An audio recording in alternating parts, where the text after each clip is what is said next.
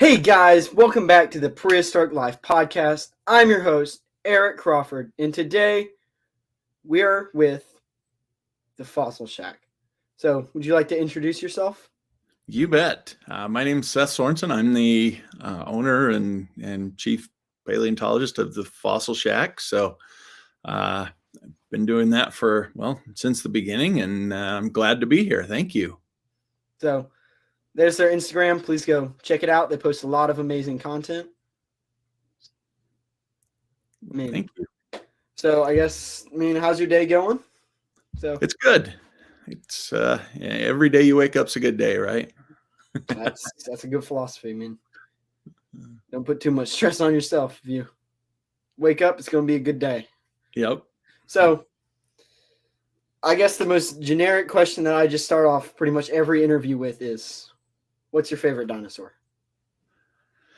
Well, my favorite dinosaur is Spinosaurus because they're just such a wild looking animal. I mean, they look like nothing else that's ever roamed the planet. So they're, pretty wild and crazy.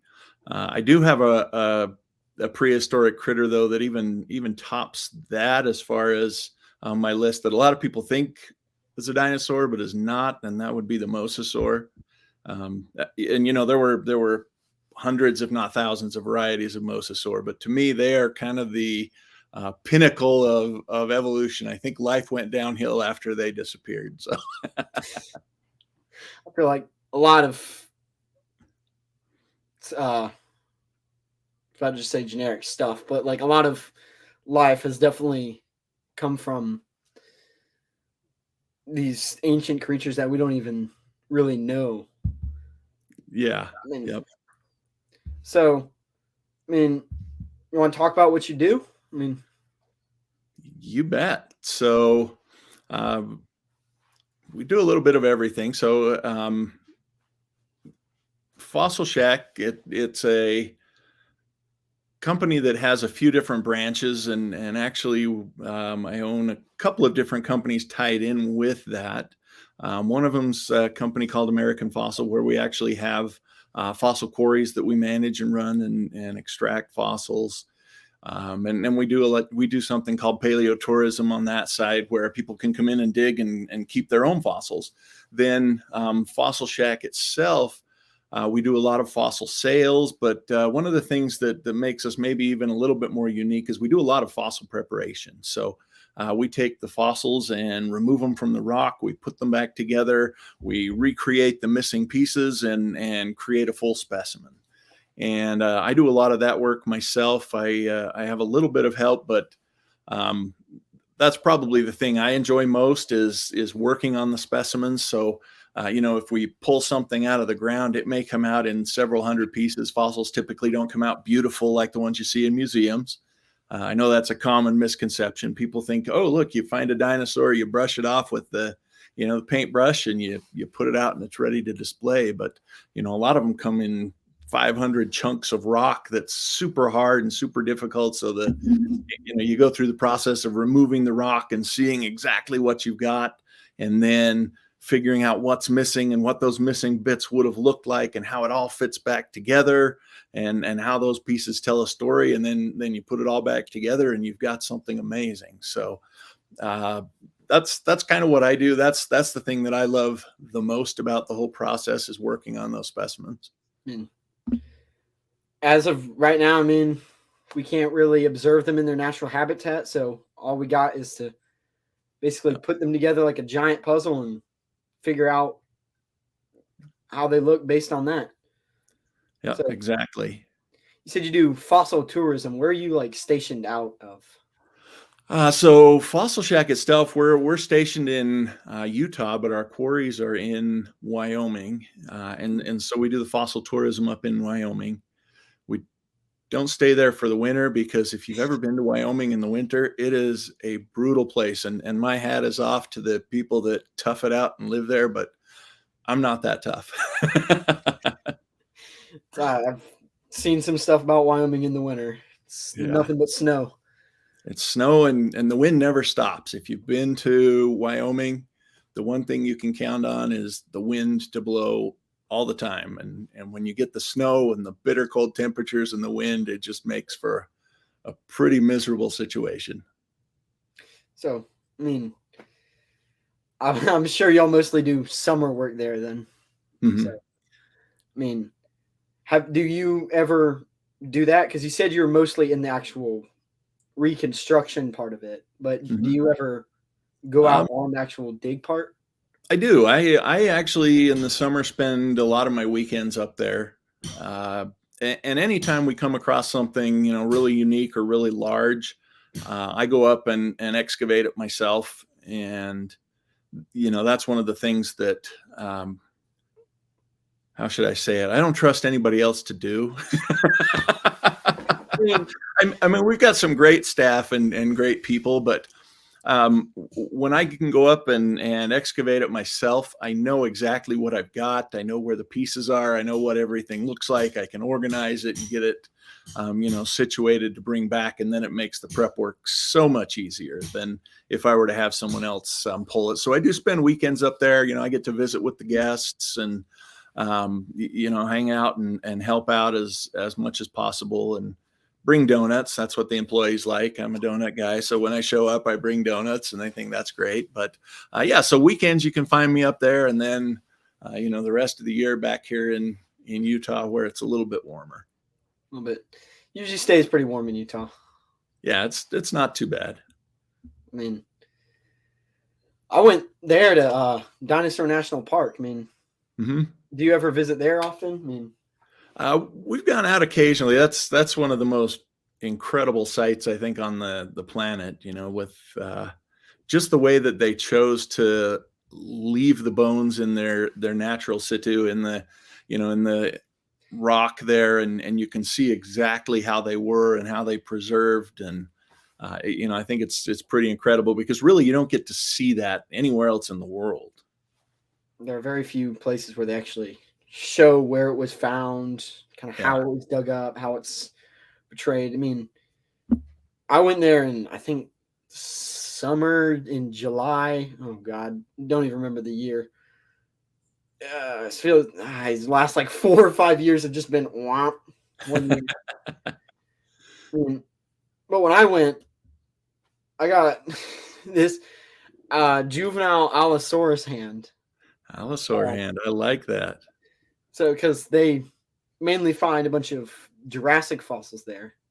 Right. In So fact, Allosaurus, it's the state fossil of the state of Utah. I 100% believe that. I'm not even Yep. gonna.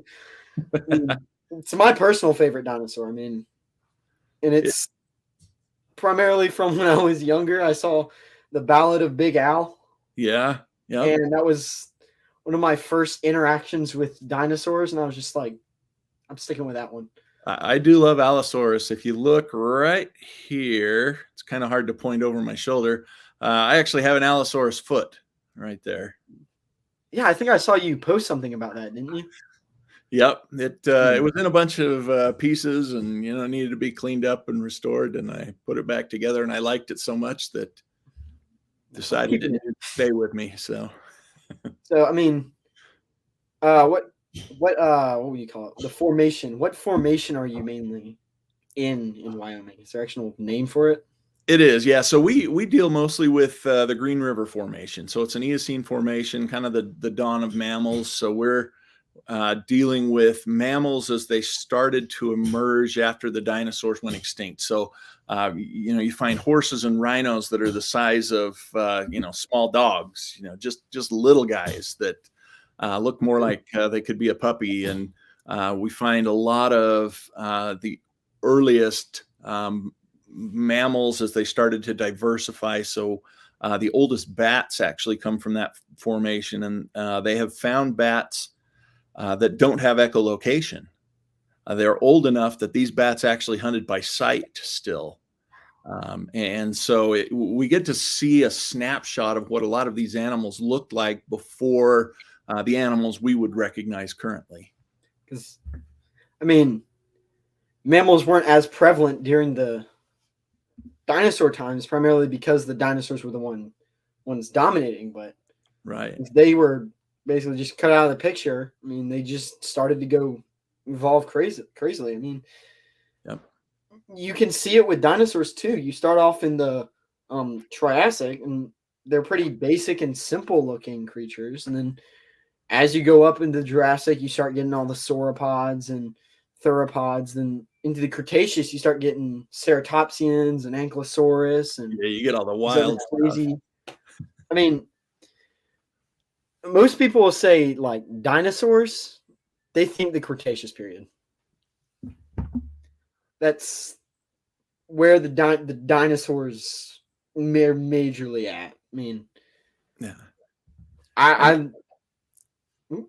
And I I think a lot of people they too. I hear a lot. Well, the dinosaurs weren't that successful; they went extinct, and it's like, well, actually, they were probably the most successful life form we may have ever had I on the mean, planet. You they figure were. that, I mean, if you think about it, they were around like longer than humans, and technically some are still around. right? Yeah, So they've been and around when you for think about some of the more famous dinosaurs, if you're talking about Allosaurus and Tyrannosaurus Rex, T Rex is closer in time to us than it was to Allosaurus. So yeah. Allosaurus was already a fossil in the ground long before T Rex ever existed, and a lot of people I don't think wrap their minds around that idea either. Just the actual, because it's kind of hard to like put in perspective a million years Right, because you right, don't really have anything to compare that to, yeah, like, which is just crazy to fathom that some of these species have evolved and have been around for over basically 200 million years. I mean, exactly.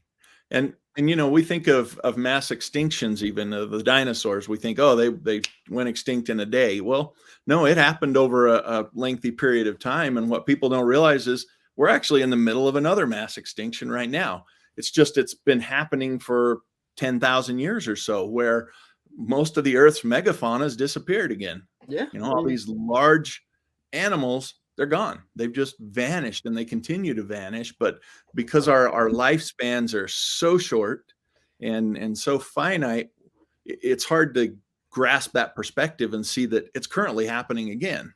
I mean, it's the reason why we don't have mammoths wandering in America or Smilodon anymore. I mean, they're Absolutely. extinct, and it's a natural part of evolution, basically. I mean, Yeah. Yeah. as, In fact, you look at the mule deer. It's the most recent evolution of Artiodactyls, of the deer family, and it's only been around for several thousand years. I mean, I it's a mean, relative newcomer, and yet we think they've always been here. I mean, like even like I said, Smilodon. I mean, they adapted to hunt bigger predator like megafauna with their giant fangs to basically pierce the jugular, to pierce Yeah. giant like bouldering necks. But now that species have evolved to be smaller and quicker, more agile, Hmm. they went extinct because they couldn't hunt. Yeah. I mean, We have a few leftovers, like the pronghorn antelope, that it's the fastest land animal in North America. Well, it got that way because in North America we used to have a cheetah, and the yeah, cheetah would hunt the antelope. and there's even remains of like cheetah. You have like leopards and panthers and Right. mountain lions and things like that. I mean, because Yeah. I We feel had like the largest member of the cat family ever lived here in North America. We had our own lion, and most people have never even heard of it. They don't know that we had an American lion and that it was bigger than the current African lions. And, all these things have just gone extinct, and here we are. because I mean, I think people think like, oh, well, it went extinct, therefore it's just gone forever. But I mean, you look at Allosaurus and you look at T Rex. In the actual body structure, it's not really that different. Right. I mean, Yeah, when you're talking convergent evolution, you have all these different animals that evolve to look very similar and do the same things. In fact, they've found some parrots in South America that did go extinct. They were completely gone, And a few different lineages of parrots have now evolved to become that parrot again. I mean, the DNA is still slightly different, but the animal looks identical again. And, it's fascinating how that works. I mean, there are very few mass extinctions where it just like wiped out an entire, basically bloodline. Right. Like the most famous one is the KT extinction. Asteroid hit Earth, rubble everywhere, smoke, fire, brimstone in the skies, all that. It's why we don't see ceratopsians. It's why we don't see theropods, like the big, huge ones. It's because they were too big to hide and survive. So the ones that did survive, whenever they did somehow change, they changed to be smaller, more adaptive. Yeah. And in some species, even to fly. I mean, yeah. Yep. I mean, you look back at it, I mean, Microraptor or Archaeopteryx too. I mean, they were basically flying around.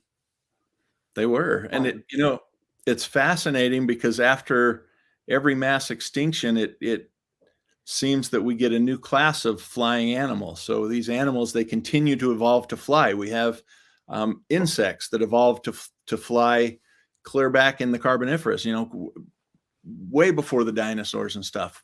Lots of different flying insects. Well, then we ended up with dinosaurs that flew and mammals that fly. And, they just, for whatever reason, that seems to be something that nature has selected as an advantage to certain classes of animals. I mean, look at an eagle. I mean, there's not much that actually hunts an eagle. Right. And the only things that really do are when it's on the ground. Yeah. And even then, it's still not easy prey. Yep. I mean, eagles will like attack people, like small children. I mean, they do that a lot. People don't know that. Yeah. I lived for a few years in the Philippines, and the largest eagle on the planet is over there, the Philippine eagle. And there were accounts of those eagles carrying off children. They typically hunt, monkeys and other primates, and they would often mistake children for primate. I mean, yeah. I mean, we are primates, so yeah. And one of my favorite stories, it's I think it's Scotland. There was a person who had an eagle.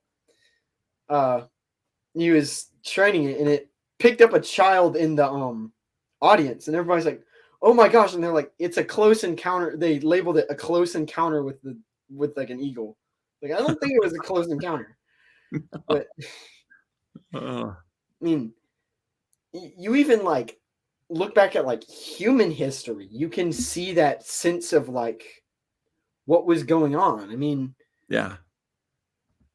I mean, like, how do we know that there wasn't?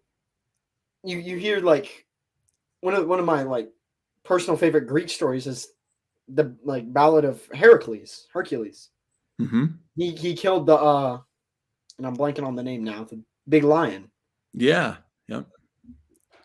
I mean, how do we know there wasn't a massive species of lion and he just ran in? There was an actual dude who ran into one. Absolutely. I mean, absolutely. People don't know, but most fables and stories are shrouded with a hint of truth. Yeah, the fables of cyclopses, they come from skulls that people would observe, but those skulls happen to be things like mammoths and mastodons, which had their nasal cavity right here in the center of their head, but it looked like a single big eye. Yeah. They look at a human head and they're like, oh, well, it has two eyes, and this one has one big hole. Maybe they only had one eye and it was massive. Yeah. I mean, even just like the idea of a dragon. I mean, you think about it and you're like, oh, that's such a bizarre idea, but it really isn't. We basically had them. I mean, most pterosaurs are basically just dragons. I mean, if I didn't know what a T-Rex was and I found a T-Rex skull, I'm going to be like, what is this thing? I hope it's not still around. Yeah, yeah, exactly. And think, oh, this was probably a dragon. They could still be wandering around. And even one of the like weirdest things that I see like commonly. Everybody always talks about flood stories in mythology because every mythology has their own flood story. Right. One thing that's not brought up enough is snakes in mythology. They're always portrayed as some kind of evil, cunning, deceptive creature hunting man.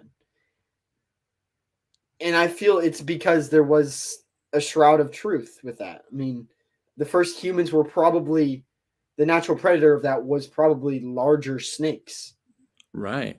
So over time, people get these stories passed down of their ancestors hunting these massive snakes. Because I mean, at one point you had titanoboa and things like that, where they're massive. They could eat a Absolutely. human whole. Yeah, and even we know that there was even a Komodo dragon-like animal called Megalania that lived in Australia, that was a monstrous monitor lizard that we know was eating the Aborigines. I mean, yeah, I mean, one of the like you have these giant emus. Mm-hmm. What are they called? Moa. Moa birds, The yeah. Moa. We have like you see that and you're like, whoa, that thing's so huge. And then the like native people they're just like, yeah, there's something that hunts that. We're afraid of that. We're going to Yeah, worship that thing and hope it doesn't kill us. yeah, I exactly. mean, and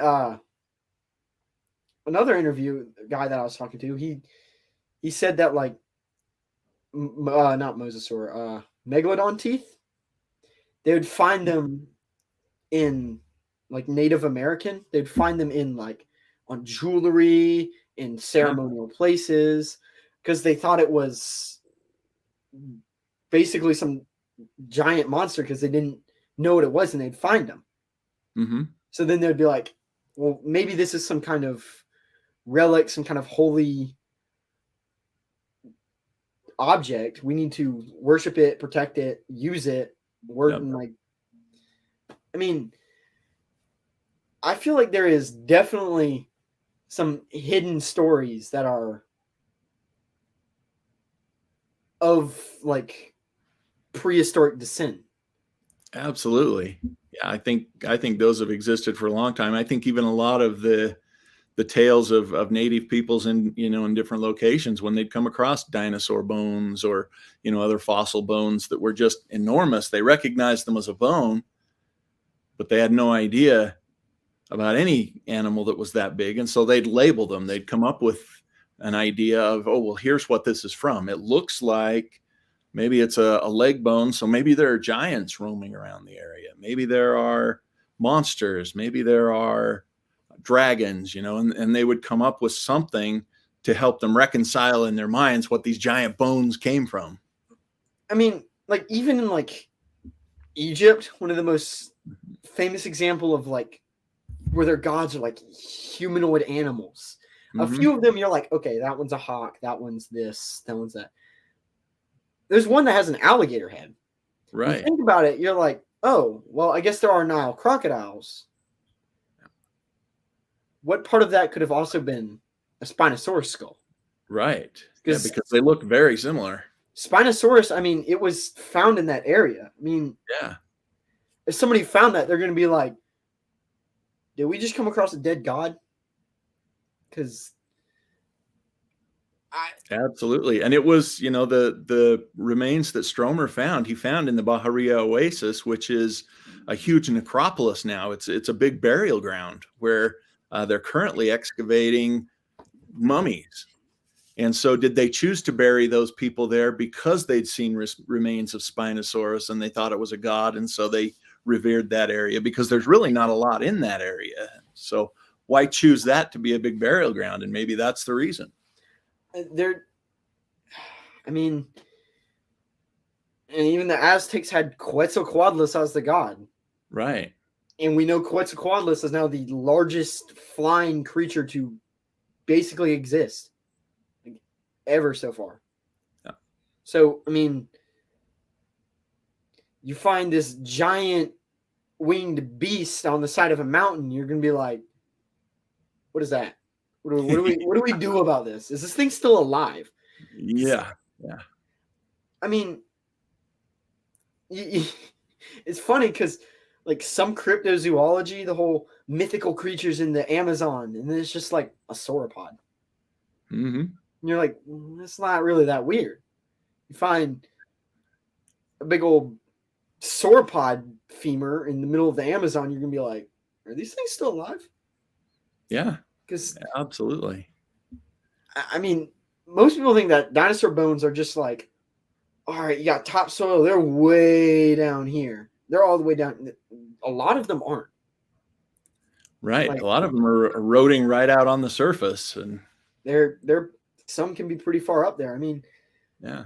I talked to some people in the Hell Creek Formation.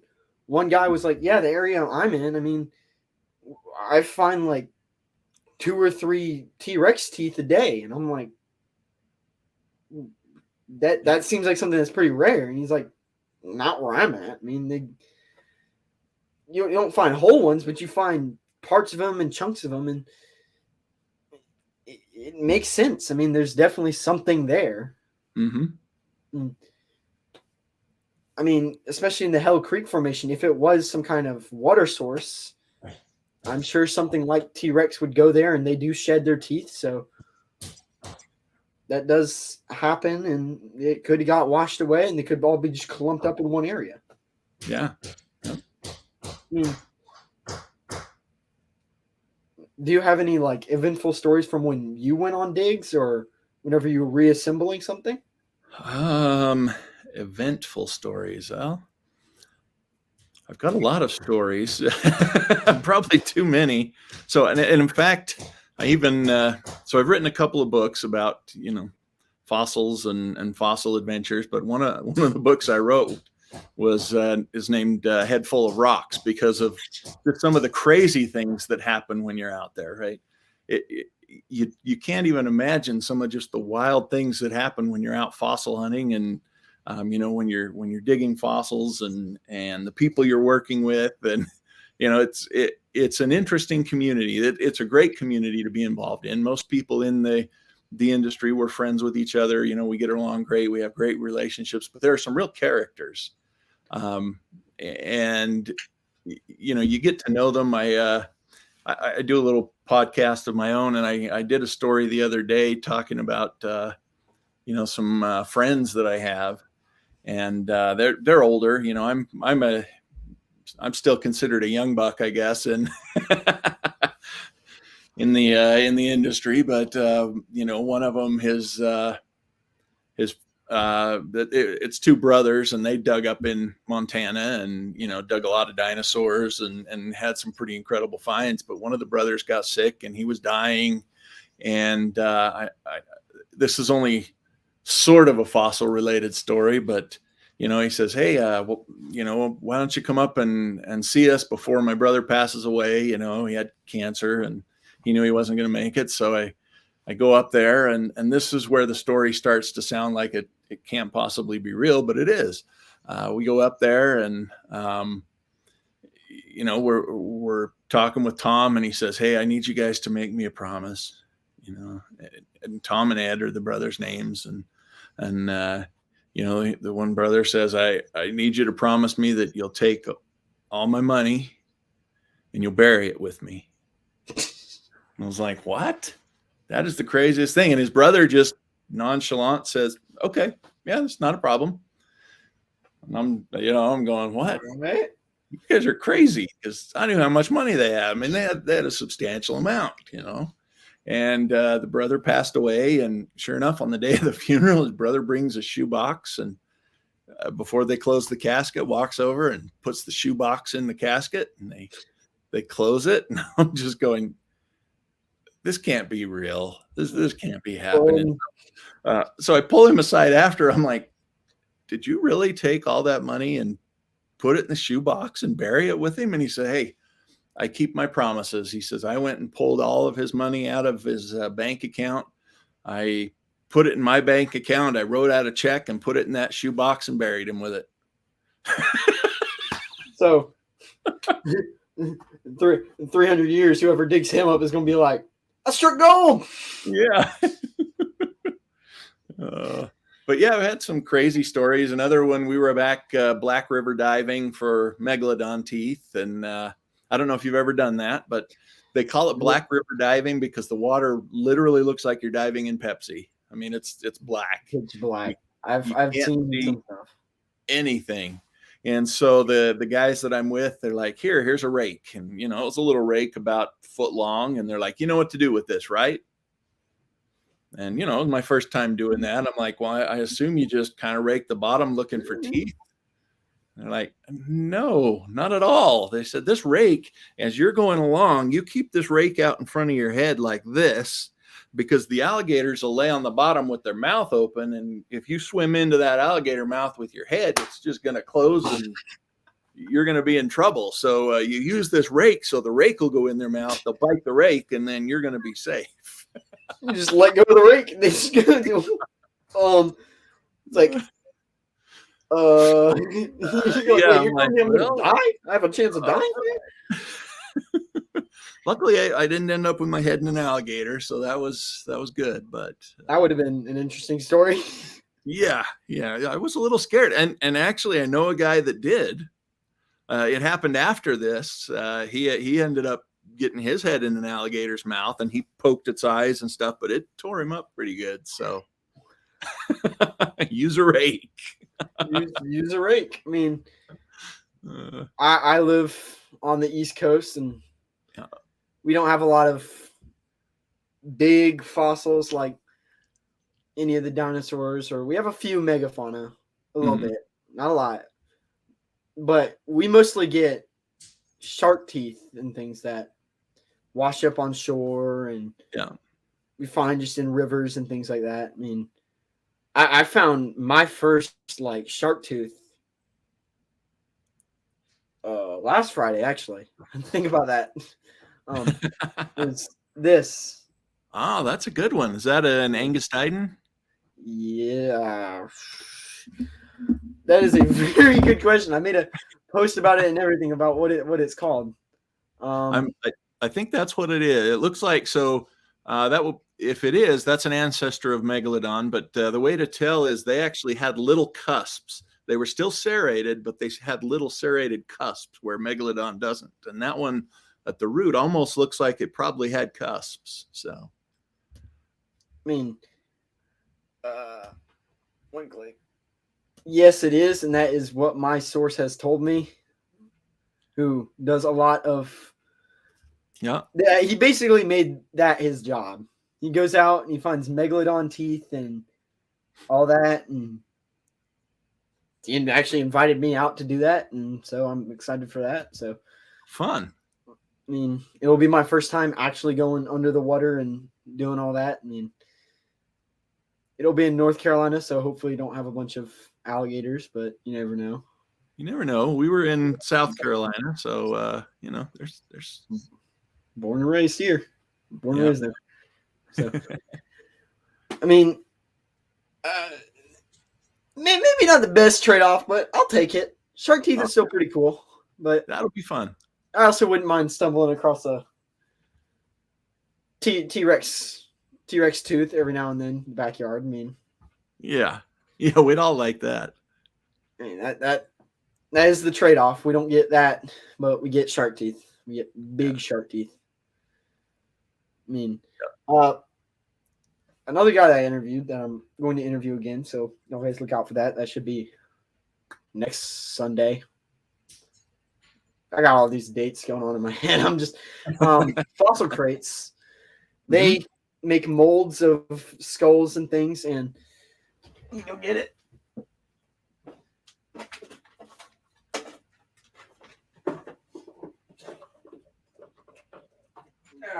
One of the things I got from them was actually a megalodon tooth mold, which is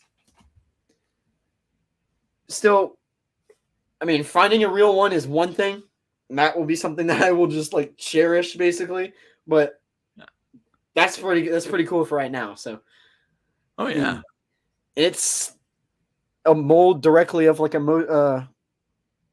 was about to call it a mosasaur, but it's a megalodon. Megalodon, yeah. Not quite the same, of a megalodon tooth that they had, and they made a mold of it, and they sell them and sell other molds. And I got the Smilodon fangs too, Nice. because we actually have Smilodon. We had Smilodon here in South Carolina, which was really interesting.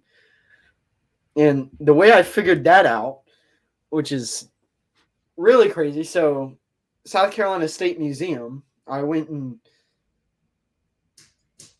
just talked to the natural life curator, and I need that dude to email me back. So I hope he's listening to this, because this is like the third or fourth time I'm calling them out. Respond to my emails. But they talked about a dig site that they had called Camelot up in like Greenville, I think, or up in the northern part of South Carolina. And it was coming down to the last few days. They weren't finding a lot enough to keep it around, just a few bone fragments. And they're like, you can't base anything off that. Yeah. But one of them basically struck it. And they're like, yeah, we found like 2 Smilodon skulls there. And I was just like, and they bring me over to this little cubby, they open it, and they just pull out an entire like Smilodon skull. And I'm like, wow. I was like, wow, what? I mean, compared to dinosaurs, those things look tiny, but just compared to like a human, you're like, that thing would kill me. In fact, it did kill humans a lot. Absolutely. That's like the holy grail of mammal fossils. Like, we just found a Smilodon. I'm like, wow. They had like a few big deer, moose kind of thing that existed. The Cervalces? The stag moose, I should say. I think I want to say that. I have one of those in my kitchen, believe it or not. You just got stuff all around your house, don't you? Life of a paleontologist is how it's going to be. Yeah. I mean, so I mean, exactly. That's probably what my house is going to end up looking like. Hey, there's nothing wrong with that. You can see I've got shelves all the way around this room. I've got stuff upstairs, downstairs, you name it. How it ends up being. I mean, I'm just starting my collection out, but it's already pretty much outgrown my room. I got like a long case for like skulls and things that I've already filled up. I got like a little drawer thing that I filled up. All my shelves are pretty much filled up for right now, and I'm like, I need to clean my other like bookshelf out so I can put more stuff on it. Yeah. It's like, I'm just going to keep collecting it too. I mean, I'll have to show you this guy that's sitting here. So this is a saber tooth. This is actually a rare species called Pagonodon. This one's an Oligocene. And I decided to keep this one because what you can't tell really well, I'll take the skull off here so you can see it a little better. And even the couple shots of this lower jaw, it looks like just on first inspection that, its teeth are broke, but its teeth are actually worn completely down. And these teeth on the sides are worn clear down where there's no enamel left on them. Huh. And the front teeth, all of the enamel has worn off and would have been up in the gums, meaning this was a really old animal. Some of the lower teeth are actually even missing, and the bone has started to regrow in the sockets. And that's the reason I kept this one, is because I've never really seen one like that. Most people like the pristine fossils where, they've got the perfect teeth. And I do have a couple of those too. I mean, this one tells a story. It's like this animal was so old, I don't know how it survived. There's got to be something to that. It could be, I mean, maybe that's evidence for pack hunting and that they actually cared for the elderly members of their group. I mean, that's my assumption, is that it had help, feeding, because its teeth weren't sharp enough to actually bite into something. And with, having those sabers completely worn down and rounded, they would have been completely useless. So that one's kind of fun. Tells a story. Mammals don't shed teeth like reptiles do. Right. Yep. When it comes to reptiles, they just continually replaced them. They had that same conveyor belt like thing going on that, you know, we think of when we think of sharks. I mean, the only real skull that I have is of an alligator that my granddad shot because it was in their pond eating all their fish. So just like, all right, we gotta get this thing out. That's cool.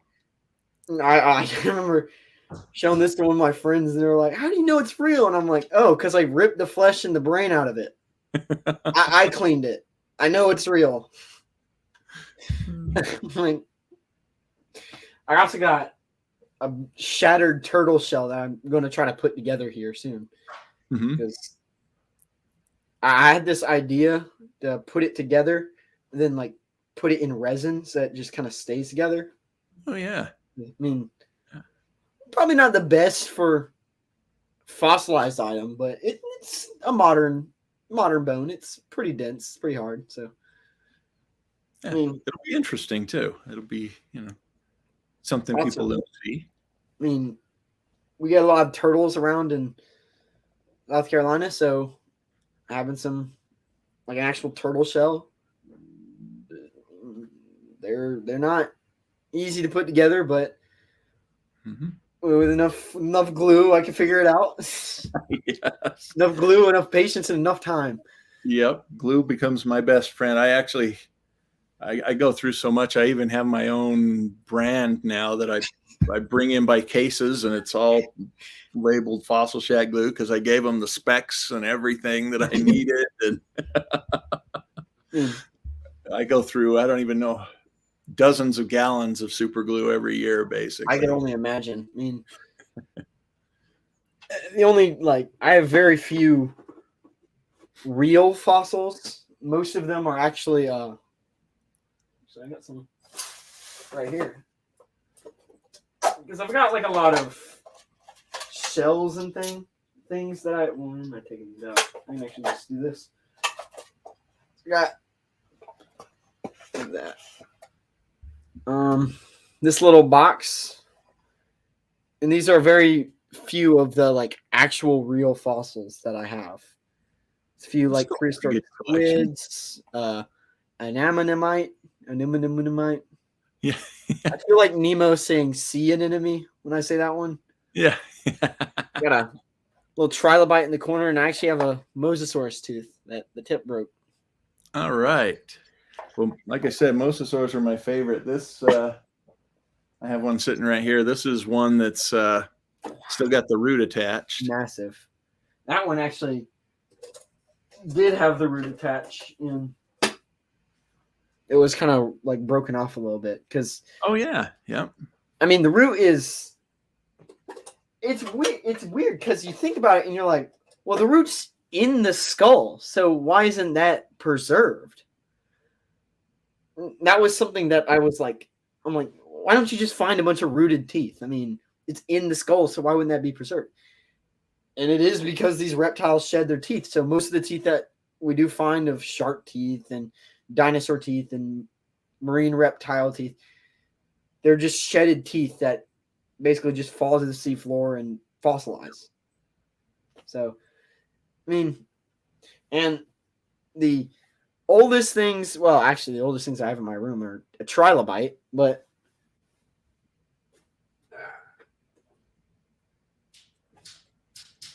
also I have Spinosaurus teeth. Ah, yes. That have been authenticated, and I mean, they're real. So I've got like, I think the letter of the letter of authentication is just, I just keep it in the box because keep it with it. That's a good idea. I've got, where else would I keep it? I got a Spino tooth here. I mean, Spinosaurus is a very interesting creature because it has changed so much and so drastically over not necessarily a short period of time, but it's been, in the perspective of time, it's been like nothing. But in the perspective of that we've known about dinosaurs, it's been a fairly short period of time. Right. 'Cause- And I do a lot with Spinosaurus material. I get a lot of material from Spinosaurus coming out of the Kem Formation in Morocco. And to me, in looking at the bones, I think there were probably 3 distinct species of Spinosaurids. I think we've got Spinosaurus aegypticus, which is the one Stromer found in the got destroyed in the Berlin museum during World War II. And then I think That that always in sucks too. Morocco there were at least 2 other species based on looking at the teeth and bone shape. I think we had the Siglamosaurus, which is it's definitely a Spinosaurid, but its vertebrae look very different than your traditional Spinosaurus. And then I think there's one that at some point I think someone will describe it, and that'll be Spinosaurus, probably Maroccanus, or something named after Morocco where it was found. And of course, you have the Jurassic Park 3 depiction of the Spinosaurus Yeah. that walks on 2 legs, Yeah. which has been debunked or whatever. But also, the idea of that isn't outlandish, Right. and it had to come from somewhere. So there could very well be a species of Spinosaurus or Spinosaurus-like creature out there that was like that. And I think there probably was, based on the material that I've seen. I've seen a lot of material over the last couple decades, and I believe that there probably was one that had longer rear legs than its front legs, and so it might have been bipedal. Because I've seen some femurs that are absolutely enormous, but I've never seen any humeri or any front limb material that's even close to that size. So to me, that's an indication that maybe there was a bipedal Spinosaurus, but it's all just guessing, guesswork. People make, They fill in they a have lot their of theories, they describe it, they make their guesses, and people either debunk it or find something to try support to it. prove it. Yeah. I mean, even with like T-Rex, it has Tarbosaurus and Nanotyrannus, which is now actually being. I interviewed a guy and it called the Dinosaur Cowboy who The Clayton. Yep. Yep. Just lost my train of thought. He found the dueling dinos, and that's going to determine whether it was a true new species or if it really was juvenile T-Rex, even though everybody knows it's its own species basically now. Yeah. And they're very, I mean, even with Spinosaurus, there's Beckliospinax, there's Spinosaurus. You even have other species in that family like Suchomimus and Baryonyx that are similar to it. So, I mean, there's a lot of like leeway there that's crossed there because Beckliospinax was, as far as I know, very terrestrial. Mm-hmm. And Spinosaurus, which is and that I think is one of the misconceptions too. I think Paul Sereno's, he's a good scientist. He does a good job, but I think that there's a misconception about the Kem Formation itself. The Kem Formation, where he described the fully aquatic Spinosaurus and said that it predated mostly on fish and things. It's what's classified as a reworked formation, meaning that those fossils were laid down, but then geologic events happened to just stir everything back up. And so you ended up with aquatic fossils mixed in with terrestrial fossils and everything kind of put together. And so it's really difficult to tell if those things were associated in life or not. You have Carcharodontosaurus, which is a big, at one point they thought it was an allosaurid, but now it's been reclassified as, its own genus. But they were huge, basically allosaurus, tyrannosaur-like animals that probably weren't hunting in the water, and yet their teeth are found mixed in. You have 5 or 6 different species of raptors that were found there that maybe they hunted the shorelines, but probably not. And so all these things are mixed together, and it's really difficult to tell what belongs with what. And I mean, even just looking at like I mean, there probably were aquatic dinosaurs, like Yeah, oh, actual aquatic certainly. dinosaurs. Yeah, I mean, Spinosaurus probably is the one that's most misconceived, and I definitely don't think that it was completely aquatic, right. but there probably was, and I feel like just based on the skull, it probably did hunt near water because it's got the sensors on the front like a crocodile and alligators. It's got the long snout, so it can actually just reach its head in the water without basically drowning itself. Yeah, And I mean, there's definitely something to that. That's definitely has a scientific claim, but it being completely aquatic doesn't really make sense to me. right. And I think, some of the evidence that gets overlooked is they say, well, it looks like a crocodile. Well, actually, during the Cretaceous, there were terrestrial crocodiles that had nothing to do with the water.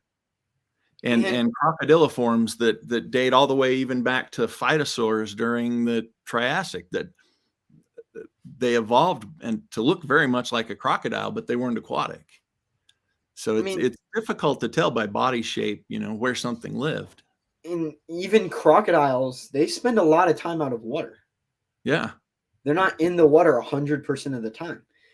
And I mean, there's probably a lot of, I mean, if it's a battle for true survival, if it came down to it, I'm sure there are a lot of dinosaurs that if it found a small body of water with fish in it, it would try to catch a fish or two. Absolutely. Yep. I mean, like one of the biggest debates is if that I've heard, and I find it a little bit goofy, but was T Rex like a hunter or a scavenger? But Scavenger. Sure. why not both? Yeah, absolutely. More like a bear. Bears will scavenge, but they'll hunt if the opportunity comes along. And they're one of the larger predators we have on Earth right now. So why not T-Rex? If it came into contact with a dead dinosaur or another dead dinosaur, and they're like, well, I haven't eaten in 4 days, I'm starving, Yeah, it's going to chow down. But it's gonna eat it. if it's also like, well, there's a herd of this over there, and I haven't eaten and I need to hunt, it's going to just go hunt. I mean, why can't it be both? I mean, Yeah, there are definitely extremists on both sides where it was only a scavenger. That doesn't really make sense because why did it have such a powerful bite force if it was only a scavenger? right. Its Right. jaws would have evolved to They, tear, not right. chomp. And there's people that like, oh, since its bite force was so powerful, it would only be a hunter. It's like, no, I mean, I'm It, not gonna. It's not gonna pass up a free meal for survival. yeah, and maybe they were a lot like hyenas, because hyenas have an incredible bite force. They have super robust teeth, robust skulls, but they scavenge absolutely, but they also hunt. Yeah, it. I mean, it makes sense. I mean, even birds of prey will eat. The most famous example of like modern dinosaurs, they're scavengers and hunters. Yeah, They see a rabbit, whoosh, they see something dead, and just go pick some off. I mean, yeah, it's survival. So I don't see why it has to be one or the other. yeah. I agree. And I mean, there's definitely a lot of knowledge about T Rex out there. And that's probably why it's so famous. It is And probably one of the most researched dinosaurs, oh yeah, and that's definitely because of its fame. I mean, yep. because you get this giant famous beast, you're like, I want to know as much about it as possible.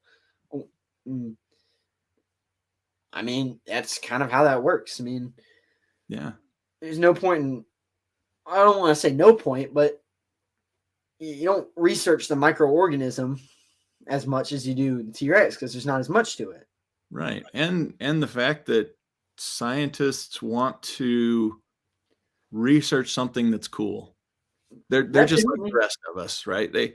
I like cool things.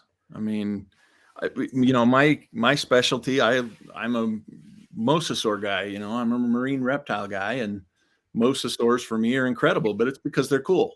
They're big and bulky and have giant teeth and all these other cool things. And T-Rex is the same. People want to research T-Rex and Allosaurus because they're cool. I mean,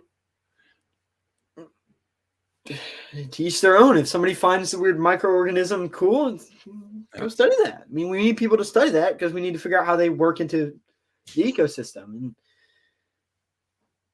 I mean, they are important to the ecosystem. Things feed on them and things feed on that, and it just keeps going out. So Absolutely. But the thing that scientists need as part of their career is they need their name out there. When they publish, they need people to read it. And most people aren't going to read about prehistoric algae or plankton. They're just not. But it makes the front page of every newspaper in the world when you're talking about T-Rex. like, I mean, like the whole feather debate, whether dinosaurs were feathered or not. I mean, that struck like wildfire. Yeah. Because in the beginning, they were like giant hulking lizards that bumble around with small brains. And now we know that some of them are rather intelligent. I mean, yeah. And a lot of them had feathers. I mean, a vast majority of them did. A vast majority of them didn't. I mean, yeah, I think it's like mammals. We have mammals that have hair. We have mammals that have scales. We have mammals that don't have any hair. It's just basically leathery skin. We have all kinds of crazy things. You've got your marine mammals that basically it's a thick skin. Your elephant. You've got all these different variations, and I think dinosaurs were the same. And I mean, you think about it, a dinosaur in a cold environment like Krylophosaurus, or I visited Alaska and they had their T-Rex there. Nanquiosaurus, or I think that's what it's called. Yeah. Probably butchering that name. I mean, they lived in cold. There were dinosaurs that lived in cold environments, so they definitely would have something to insulate themselves, to keep themselves warm whenever it got colder. Probably feathers. Yeah. But something like Allosaurus or even sauropods, where they have been basically proven to not have feathers, because I mean it lives in a desert. It doesn't need that insulation. It's constantly warm, and it needs basically more scale to regulate its body heat. And it's definitely like an evolutionary thing. Those creatures evolved to either have feathers or not. Yep. And people ask what came first, the chicken or the egg? Well, which one came first, the reptile or the bird? I mean, and that's something that's just like, I feel doesn't really get, because I feel like people are there. It either had feathers or it didn't, and it's like, why not both? Yeah, exactly. I think both are true. I mean, some creatures definitely did, some didn't, some didn't have either at all. It had like slick skin, probably. I mean, yeah.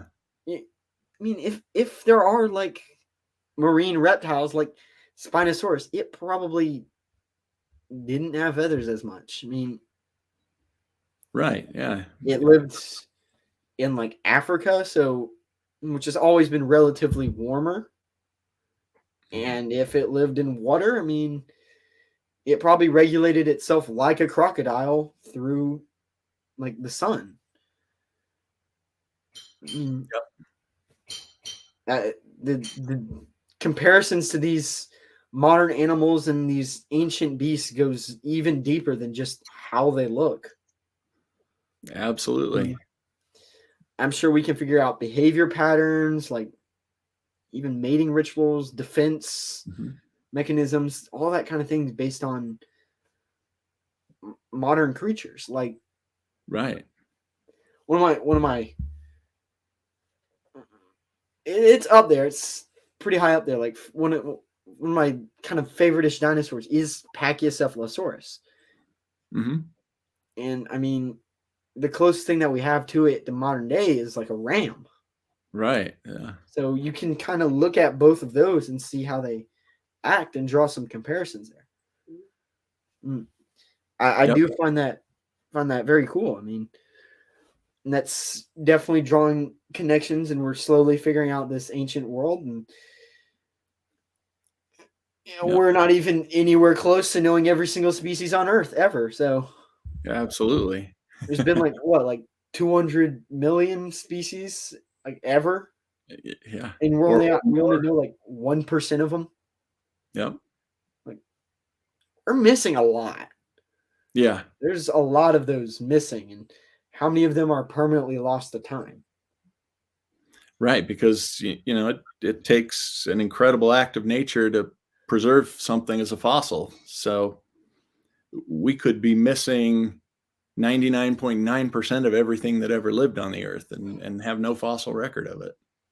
I mean, one thing that it's very obvious in comparison because they also existed at the same time: pterosaurs versus sauropods.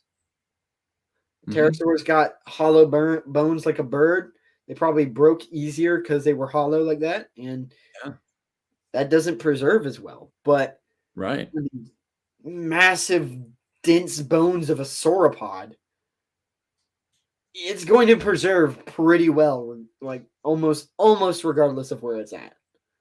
Yeah, exactly. So it probably is easier to find a sauropod than a pterosaur, Hmm. as long as you know what you're looking for. But Yeah. I mean, it, Yep, you're right. and And larger animals, it's a lot easier to find their remains. It just is. it's because they're larger, so they have to be more dense, more packed with muscle to support their body. That Mhm. muscle will take longer to erode, which means the bone stays intact longer. And I mean, that's just part of nature. Yeah. And Yep. also, I think it's weird that like finding a full skeleton is very rare. Absolutely. And I think it also has to do not what just with nature, but like I guess technically it's still nature, but like predators coming and eating the body. I mean, Hmm. because I was talking to the Hell Creek hooligans, and they said they're like, yeah, Triceratops skull. It's not super common, but it's a lot more common than Triceratops feet. Yeah. And I was thinking, I'm like, that doesn't. That's weird. Like, Well, even in the modern world, so the skull is the hardest part to find in any fossil. But if you look at nature now, if you're hiking in the mountains and you find a deer skeleton, 99% of the time the skull's gone. And it's because you have this big thing, we've got this big head hooked onto a little thing, hooked onto a big thing. Well, when you have a big thing hooked onto a little thing, hooked onto a big thing, it's pretty easy for one of those big things to fall off and end up somewhere else or get drug away or any number of things. and I do feel like that, like the skull, especially if something like a ceratopsian or even like something like Pachycephalosaurus, when a predator did come across it, the skull probably wasn't something that it messed with as much Hmm. because your skull is so dense, like even like a human skull, which doesn't even compare to like a triceratops in like size or how much bone is there. So getting to something like the brain, the work versus like payoff isn't really there, Right. especially when you have the giant body and the big old legs with all the muscle and things just basically lying not that far away. So things like the legs and the tail would be torn off, dragged away, eaten Yep. up, and bone fragments would be broken off probably. I mean, there's a numerous amount of things that could happen. I mean, Yeah. Yep. it's a lot to Absolutely. it.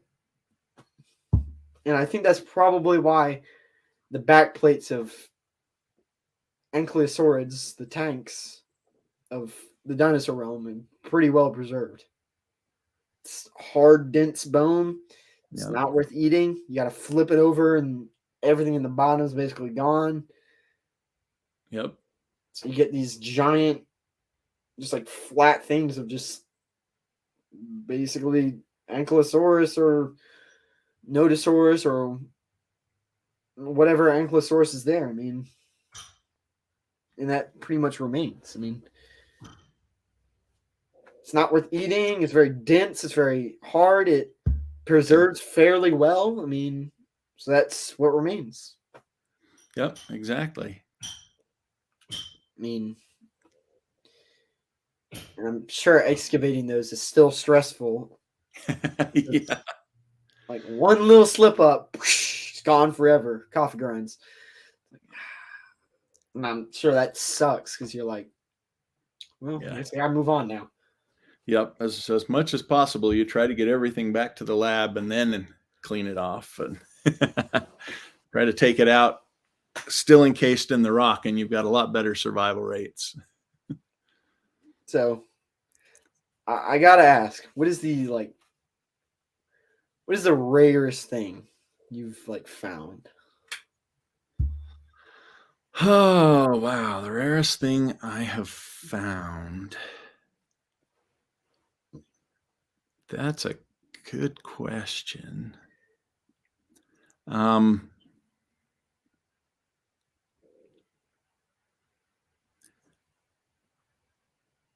would say,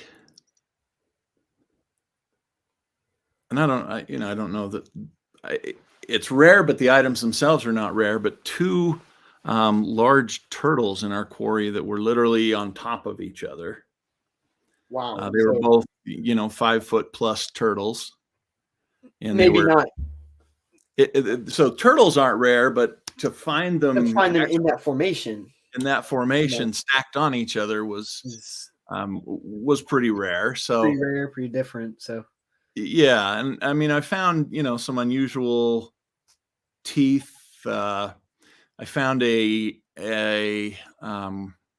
theropod tooth in a jacket when I was excavating a mosasaur. And so not sure how that theropod tooth ended up in the bottom of the ocean, but it did. And so I've kept that one. It's from an undescribed species of Cretaceous theropod. So that was pretty rare. I mean, it's not big and glamorous, but it's a tooth from some kind of carnivorous dinosaur that lived at the same time. So that was, pretty unusual. We have found at our quarry the oldest known bat in the fossil record. We have found several new species of turtles. I've excavated one of only two known three-toed horses, which are the tiny little horses that lived during the Eocene. I excavated a project that's being worked on right now that we'll let you know when it's done. I can't really talk about it yet because it's kind of a top secret project. But it's very rare. It's one of only three, and it's the only one of its species to come from this formation. So when it comes out, I'll let you know because I can't really talk too much about it. But it's going to be a really cool piece, and hopefully it'll end up in a good museum, a good home where it can be described. So yeah, we've found a few, oddball things. rare can definitely come down to multiple things. Come down to formation, just how many of it you found, basically location, things like that. Because Mhm. you find a full T-Rex skeleton at the bottom of an ancient ocean, you're gonna be like, Yeah. what's going on here? This isn't common. What's going on? How did that happen? Yeah. And have you seen Prehistoric Planet? Yep. I mean, they showed it. I mean, I'm sure there's definitely some science behind it. The T-Rex migrating between the islands. Mosasaurus was definitely a shallow water creature, so there's Yeah. definitely a chance it ate a few T-Rex or Parasaurolophus or whatever was Or whatever. Yeah. crossing through the water there. I mean, it's like I'm just going to eat whatever I can get my mouth around. So Yeah. And we know, I know that dinosaurs have been found in those formations in Kansas. They've found dinosaur material, and that was the inland sea, the Western Interior Seaway. And so we know those dinosaurs ended up in the water. And so it's entirely possible that mosasaurs would have eaten them. And who knows what they ate that we haven't found. It could have been just about anything. yes, And mosasaurs were pretty crazy because they could eat. In fact, I ought to spend a minute and talk about mosasaurs if you don't care. Go ahead. Because they are my favorite, and I'll tell you why they're my favorite, because they possess features in a combination that no other animals ever possessed. So I actually have a little skull right here. This one's from Kansas, and this is a full little mosasaur skull. This guy didn't really get any bigger than this. Claspidase is what it's called. This mosasaur, if you notice here, their jaws aren't connected. So they've got a space between their jaws here. They've got a hinge here, and they've got a hinge here, meaning like modern snakes, they could open their mouths incredibly wide. So that bottom jaw would flare out so that they could take in prey. And then in their skulls, I'm going to see if I can take this off here. So they've got their regular teeth here, but mosasaurs had a second set of teeth in their throats. These teeth weren't connected to the skull. These teeth were separate. You can see how far back they are. Those teeth would actually go forward independently to pull things in. So they could eat incredibly large prey and pull that prey down their throats with these, what we call pterygoid teeth. Some of the other really cool things about mosasaurs, they had fairly large eyes in comparison to their skull, meaning they could probably see pretty well. And in those eyes, they had bony plates called sclerotic rings that, we see in lizards and reptiles today that would hold up to pressure. But they also had what we call a parietal eye, which on this guy, you'll notice a little circle right here. I can barely see it. Right there. Barely visible. Yep. That parietal eye is a third eye that mosasaurs had. They're seeing the future. Yeah, exactly. Some monitor lizards still possess those today, but that was a light sensing eye, meaning it could sit on the bottom of the ocean, and with that light sensing eye, it could see when either prey or predators swam overhead. So it could just lay there and wait. When something swam overhead, then it could jettison upward. They had a couple of other really cool features. They had a Jacobson's organ. So you'll notice in the palate, there's these two holes. Snakes and monitor lizards have those today. When they stick their tongue out, they use that to taste the air. Mosasaurs used it to taste the water. So they could taste when prey was near. And then they have these pits that run the length of the snout. And these pits were used to feel changes in pressure in the water. Kind of like sharks. They have a lateral line that runs the length of their body that enables them to feel the movements of prey. Mosasaurs could feel that as well. So they had all of these crazy adaptations stuffed into one package. And they were really top predators. Yeah, exactly. I think they were probably the craziest and most evolved predator that the world's ever seen, just because they have a combination that no other animals ever had. And to me, that's why they're so fascinating. And, this little guy, he probably was 12 to 14 feet long. He was just a little guy. But then you get guys with teeth like this that are, definitely much bigger. Yeah, this guy that this tooth belonged to, this skull was probably 5 feet long, maybe 6 feet long. And that entire animal would have been close to 60 feet. Which is just absolutely enormous. I mean, that's like megalodon length. So absolutely. So they certainly would have been the top predators in the Cretaceous Sea. So, with all those adaptations, they don't want to say unstoppable, but they could probably hunt down anything. And them being that big, there's not a lot that could take them on. Basically, other mosasaurs, maybe some prehistoric whale, like hunting whale or toothed whale. It's the correct term. That's pretty much it. I mean, maybe some prehistoric sharks. Maybe, yeah. And sharks barely came to be. And it was actually thanks to the mass extinction of Dunkleostes. That Yeah. really helped them boost numbers, and they're pretty crazy too. Sharks are Yeah. pretty. I mean, Yeah. Sharks are definitely the top predators, I would say, on the planet right now with the adaptations they have. I mean, it's so just bizarre to think about how long these creatures, because you don't have like an actual thing to compare it to. Yeah. Like you can say like 100 or 65 or 23 million years, and you're like, 23 doesn't seem like a lot of numbers. I mean, doesn't seem that big. I mean, but then you're like million years. You're like, I don't really know how to compare that to something because there is really nothing to compare it to. Like, Yeah, exactly.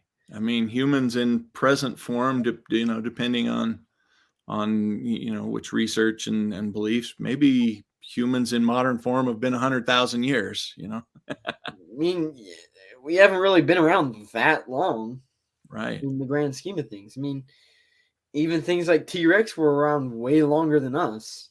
Yep. So, I mean, it's definitely, they were definitely very successful creatures, and I feel like the mass extinction was not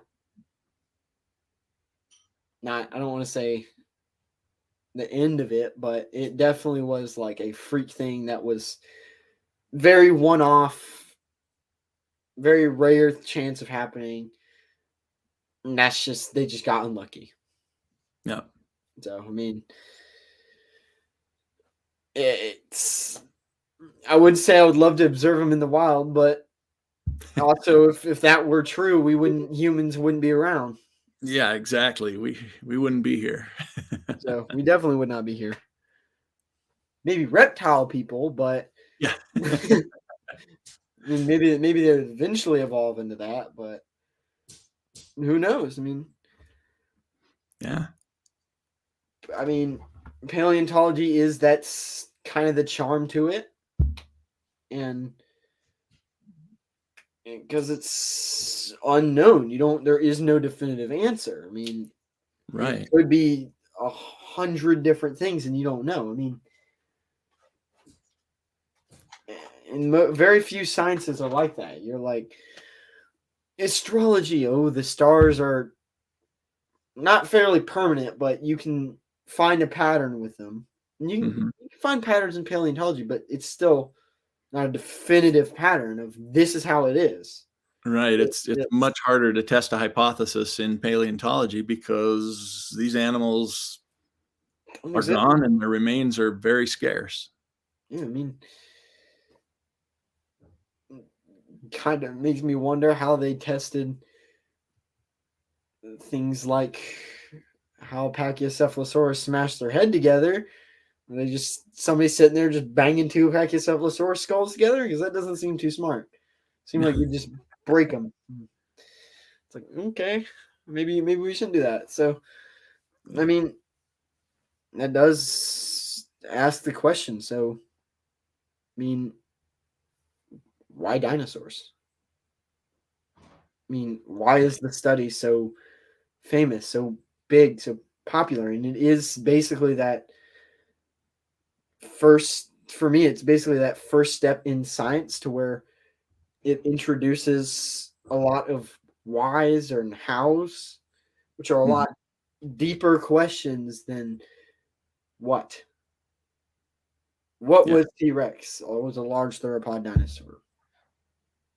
You don't get a lot of that. But like, why was T Rex? Why are T Rex fossils found in America and North America, not in the southern parts of like Africa or in the middle of Asia?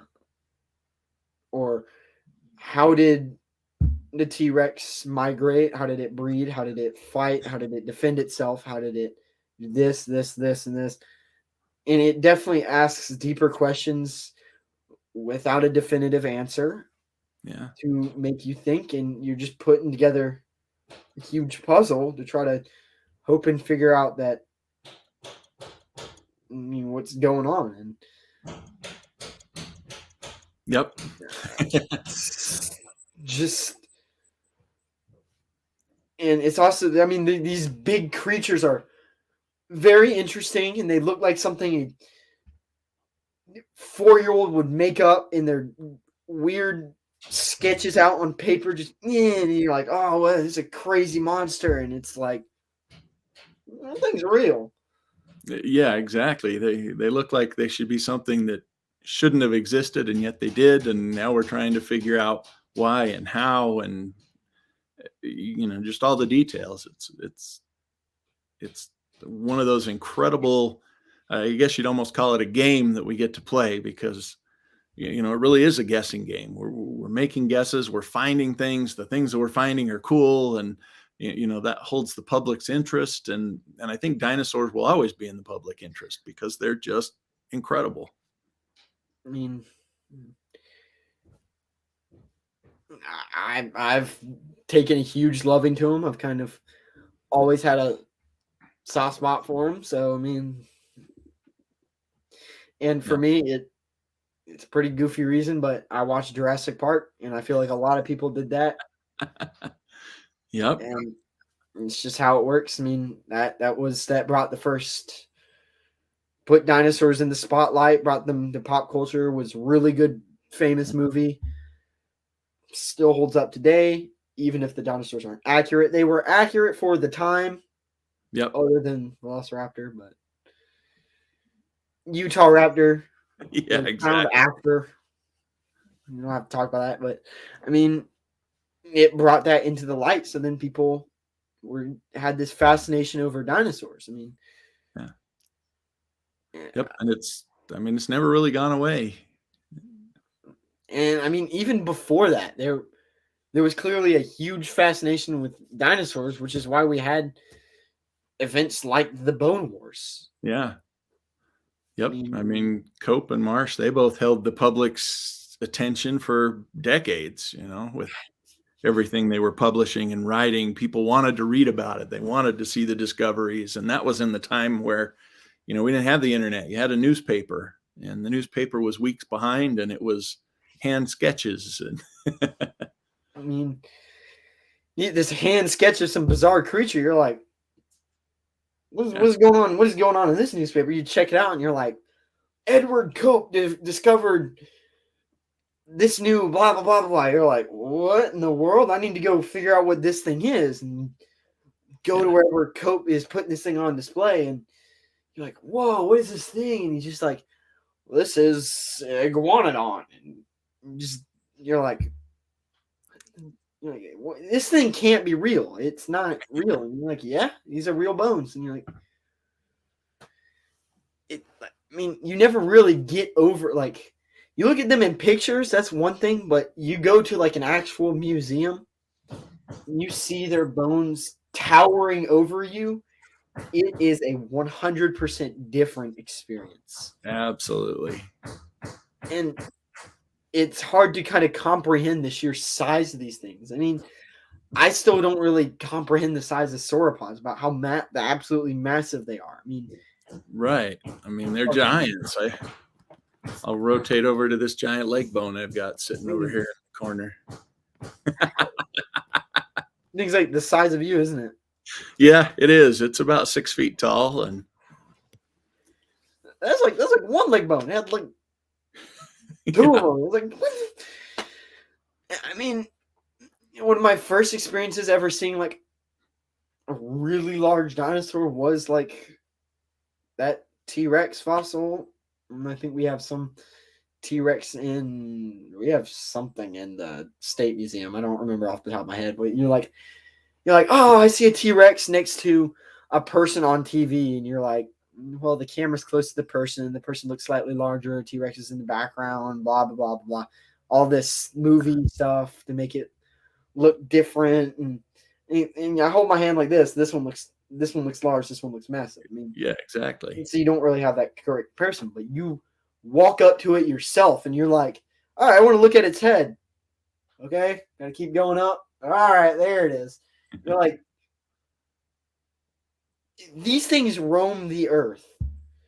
and it almost feels unreal, unnatural. And it's like, just, you're just like, I don't, it's something that you can't really express with words. You're just like, you feel like a kid in a candy shop. Yeah, exactly. My family is not as into dinosaurs as I am, but even when they go and see Pachyrhino's skull encased in a giant case in Alaska, and you're like, it's awe striking. It's taking the breath out of you. Just like, I don't know how to say it. I don't know what to say. I don't know how to react to this. What am like? Just wow. I mean, Yeah. and that's part of why I want to do it. Why I want to do paleontology, because I'm like, I want to find these things. I want to have that wow moment every time I take a dinosaur out of the ground. I'm like, even just like a giant tooth, just like, I mean, like I found like a shark tooth washed up on a beach, and I was just like, wow, just Yeah. fascinating that this is just like a thing that exists, and you can root it to what it looked like, what its ancestors were, what it evolved into, what that eventually turned into, what that came from,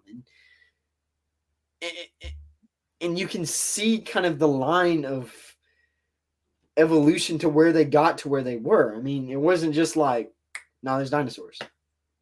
Right. I Yep. mean, it wasn't fish to land dinosaurs. I mean, there's a bunch of stuff in between it. And even humans. I mean, you can trace it back to like Lystrosaurus. And it's like, you see this weird little reptile thing where its arms are like this, and you're like, it's not related to a Yeah. human. You're like, actually, that's one of the oldest trace ancestors to humans. And it's like, huh? Yeah. It's like It's that thing doesn't even look like a mammal, and yet, it's basically one of the earliest proto mammals. And it's like, yeah. what? It's just so bizarre. I mean, even before the dinosaurs, those creatures were even like these new creatures, like life is experimenting, and you get this weird tube thing with spikes coming out of it, and you're like, what is this thing? And they're like, oh yeah, that thing lived on the ocean floor, and you're like, what did it do? Yeah. How did this thing move?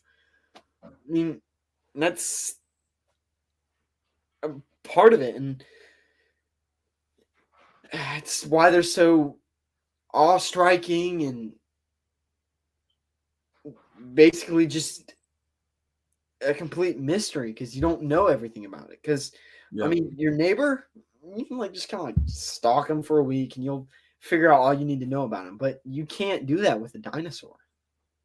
Right. I mean, a snake, you're just like, all right, I'll follow it 50 yards away at all times and just see how it reacts and how it lives, and that'll be that. But you can't do that with a T Rex. Yep. They're not around. They're not there. I mean, and there aren't really any species like it. Right. We have to come up with completely creative and unique ways to try to study them, because there's no way to actually study the organism itself. All we have are a few remains, and that's a lot harder. Yeah, I mean, there's not. We got like a lot of fossil remains, but there isn't. That doesn't mean that we have a lot to go off of. Yeah. It's just like one massive puzzle, and you're missing a few million pieces. Yeah. You're just like, all right, I think I'm Yeah. done with this corner. And you look down, it's Yeah. two pieces. You're like, oh god. We It's use like, that same analogy up at our fossil quarry, talking about what we know about the formation. It's like you take a 1,000-piece puzzle box, you grab a handful of pieces out, put them on the table, throw the box and the rest of the pieces away, and then try to figure out what the puzzle is. I mean, yeah, and they're all the same color. Yeah. One of Yeah. those puzzles. They're all every piece is orange because it's an autumn puzzle, and you're like, I don't know what I'm doing. Yeah. it's, I mean, there's no other way to describe it other than just using the word dinosaur. Yeah. It speaks for itself. And it's just amazing to think about. And even in that, you can break it down into levels, into deeper parts in the levels. You're like, oh, you got the Mesozoic era, which the dinosaurs existed in, and then in that you have things like the Cretaceous, the Jurassic, the Triassic, and then you can break the Triassic down into the early, middle, and late. And in the early, you're like the Induan and the Olachian. It's like, and then from there, you're like, oh, well, this species existed here, and then you can break that species down into more genuses, and it just keeps going all the way down to basically the individual fossil that you found. Yeah. And it's just something bizarre that's difficult to like wrap your head around. I mean,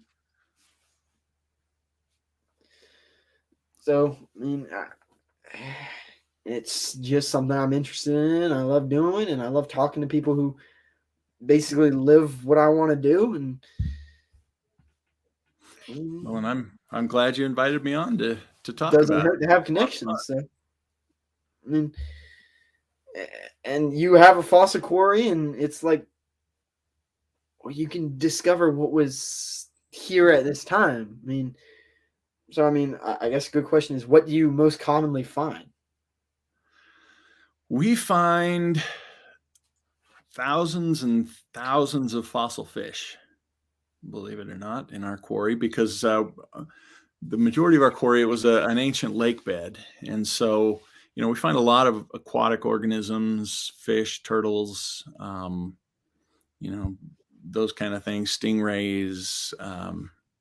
But then occasionally we find the other organisms that somehow ended up in the lake. They fell in or were washed in, and that's when we get really excited, because that gives us even a bigger picture of what happened during that time period. I mean,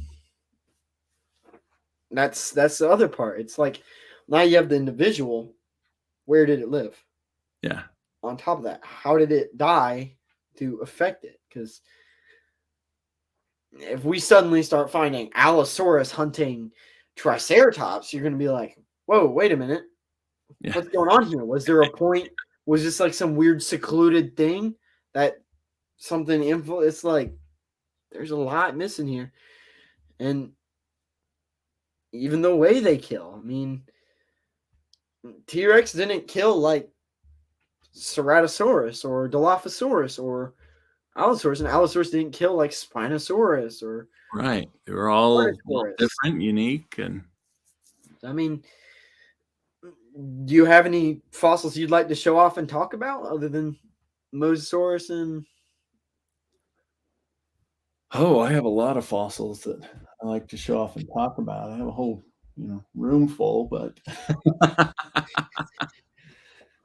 I think some of my other favorites are Pleistocene, the Ice Age. I have a thing for cave bears.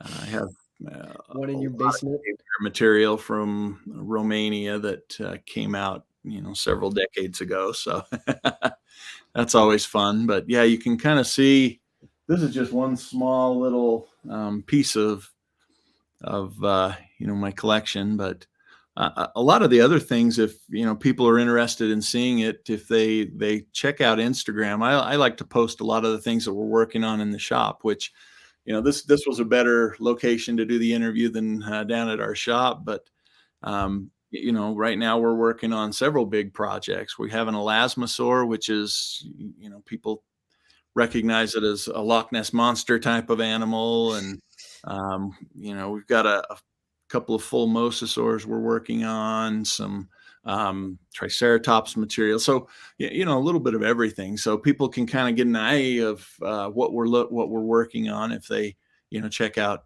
Fossil Shack on Instagram, and that would give them an idea of some of the other pieces. I also post some of my personal collection on there, and I collect artifacts as well as fossils, because if it's old, I like it. So I mean, yeah, I mean, and there it is for you guys again. Please go check him out on Instagram. He does have a lot of amazing content, and it's not just animals and things. You got insects and old relics, even pots, and you got a pistol and some swords I saw. You got the cave bear in the basement, like you said. yeah, that is a cave bear in our basement. Yeah. I mean, there's stuff everywhere that's not just non-human. I mean, even the humans had their own effect on these animals. I mean, Yeah. we were the Absolutely. leading cause of death for a lot of creatures in that megafauna age. I mean, Yep. we don't know when to stop hunting, and that is a problem. Yeah, we hunted the megafauna then. We still hunt it now. I mean, I'm sure you're a busy man. You got stuff to do, so Yeah. I guess Well, I appreciate you having me on. It's been a lot of fun to talk with you. it's been a lot of fun to have you on the show. I mean, it's always an honor to have like an actual paleontologist or somebody basically living what I want to do just come and talk. I mean, it's just amazing. I mean, I love hearing about it. Well, thanks, and I'm happy to come back anytime and talk about anything else you want to talk about. So I mean, it's been a pleasure. it's always fun to have anybody who wants to talk about dinosaurs on the show. I mean, and for anybody who's listening and you want to come on and talk about dinosaurs, just hit me up. I mean, that's all it takes. I mean,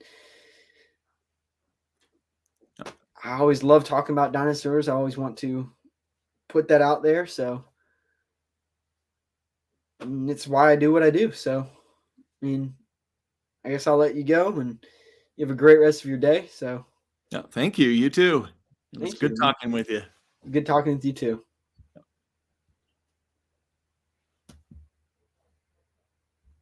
So that was Seth from the Fossil Shack. So please go check out his Instagram. That's his Instagram right there. I mean, amazing man, amazing content. So please, I'm begging y'all, go check out his podcast, his website, his Instagram, any other social media that he has. Probably has a TikTok too. I mean, so please go check out their content. So, and also while you're down there in Instagram, please go check out the Prehistoric Life podcast Instagram page. That's where I post all of the stuff about interviews and other exclusive content that I can't really post on YouTube or things like that. So please go check that out. And I mean, from there, you can also, on top of that, go to the website, which is basically the hub for everything. From there, you can get to the basically every episode. From there, you can get to the YouTube, the Instagram. You can see every episode that we've uploaded. Have the other interviews, some individual dinosaur episodes. So please go check that out because that's basically where everything's at. From there, you should be able to just click on these and it'll send you to the YouTube, and here we'll send you to the Instagram. So please go check that out, like and subscribe, and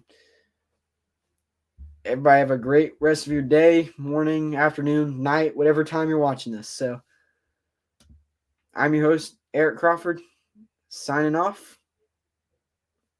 Remember, keep it prehistoric.